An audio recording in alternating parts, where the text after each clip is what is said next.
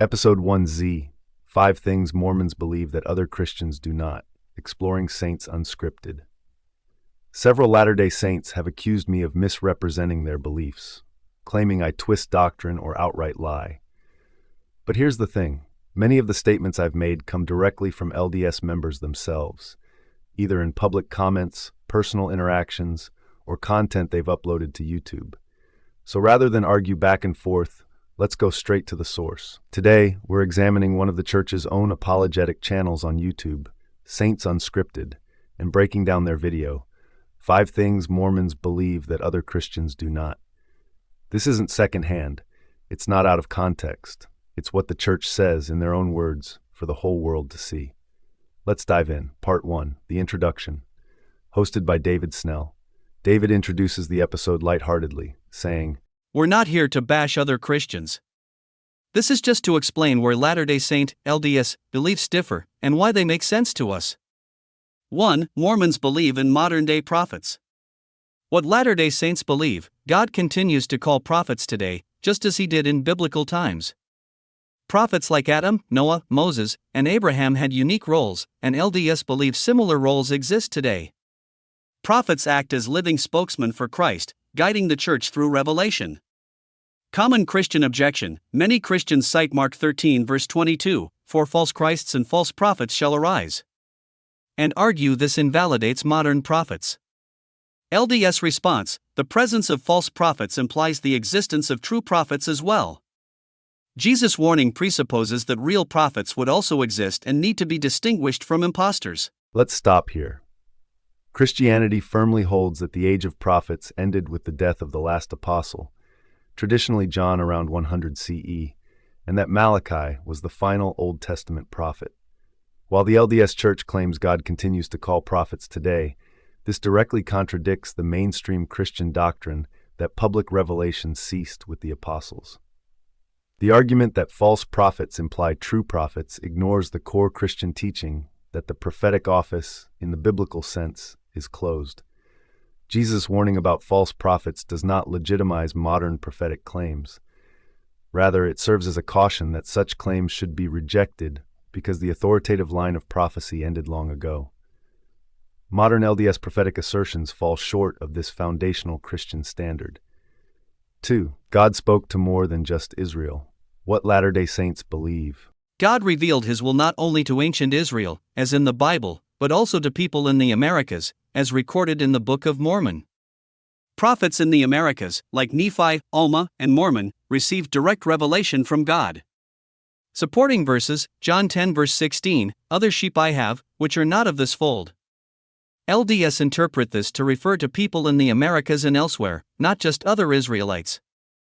2 Nephi 29:7, Book of Mormon, God speaks to all nations of the earth. The point: it doesn't make sense that a loving, all-knowing God would speak only to one small part of the world.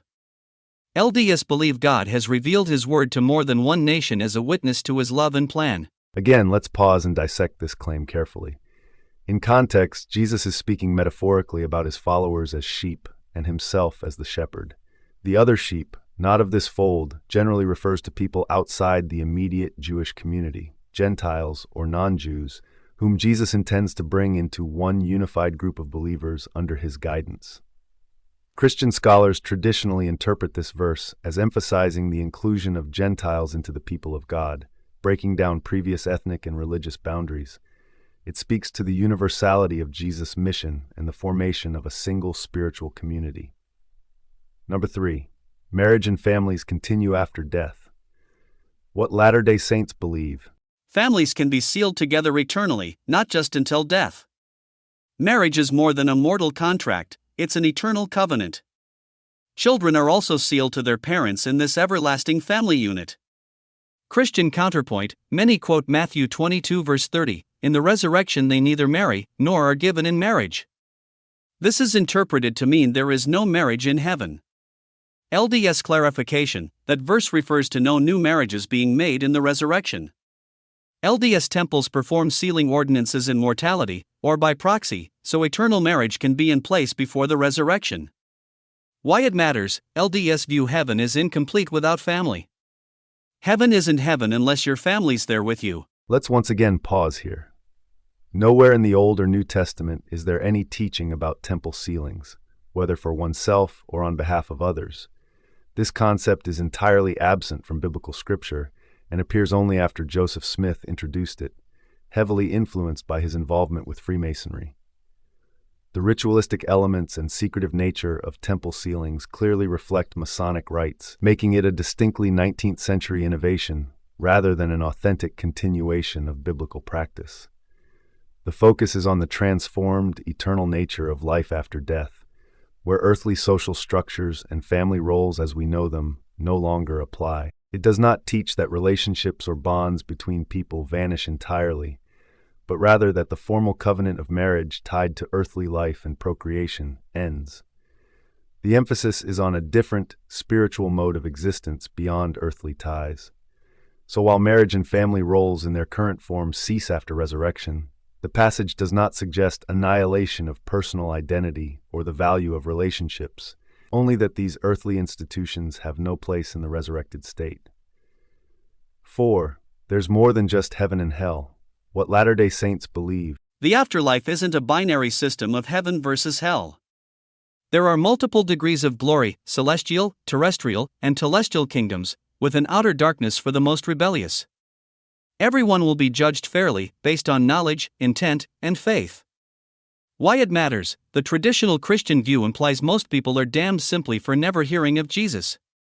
The LDS plan of salvation offers hope, fairness, and the chance for all to progress based on light and opportunity given. LDS perspective: God is loving, merciful, and not petty. He wouldn't create billions of people just to send most of them to hell. Again, we need to stop. Christian theologians have long grappled with the fate of those who have never had the opportunity to hear the gospel. Classical doctrines often emphasize God's justice and mercy, suggesting that God judges individuals based on the revelation they have received and their response to it. Concepts like general revelation, God's self-disclosure through nature and conscience, imply that those who earnestly seek truth and live according to moral law may be judged more leniently. Some traditions hold to ideas such as invincible ignorance or God's mercy extending beyond human understanding, leaving ultimate judgment to God's wisdom rather than condemning people outright for lack of knowledge. 5. Baptism must be by immersion and authority. What Latter-day Saints believe. Baptism must be done by full immersion in water.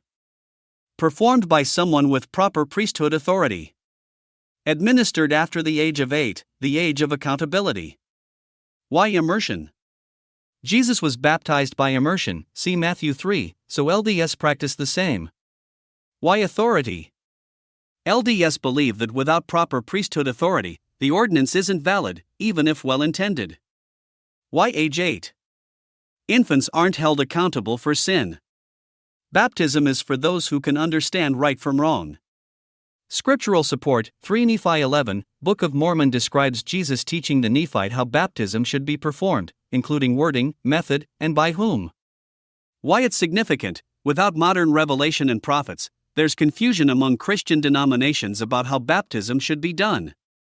LDS believe the Restoration clarified it. Okay, time to pause again. While LDS doctrine insists baptism must be by immersion, performed by someone with restored priesthood authority after age 8, these claims are inventions, not biblical mandates. Immersion was practiced in the New Testament, but is not the only valid method, as many historic Christian traditions use sprinkling or pouring with no denial of baptism's efficacy. The idea that a restored priesthood was lost and then reinstated in the late 1820s is a fabrication. Key early witnesses to the Restoration, including John and David Whitmer, close associates of Joseph Smith, explicitly called the story of the priesthood restoration a tale and made up. There is no credible historical evidence that this priesthood authority was ever lost or that it needed restoring. The LDS age of accountability at 8 is also an innovation with no biblical basis. Infant baptism was common in early Christianity and remains practiced in many denominations as an expression of covenant grace. As for 3 Nephi 11, it is LDS scripture and not recognized by mainstream Christianity, so it cannot validate LDS baptismal practices. In sum, The restored priesthood and strict baptismal rules are uniquely LDS inventions, not supported by Scripture or early Christian history, but rather serve to justify their institutional claims. Conclusion: LDS beliefs differ significantly from mainstream Christianity in some areas, but not to attack or win debates. These beliefs are grounded in modern revelation, Scripture, and personal spiritual confirmation. We prayed. We read the Book of Mormon.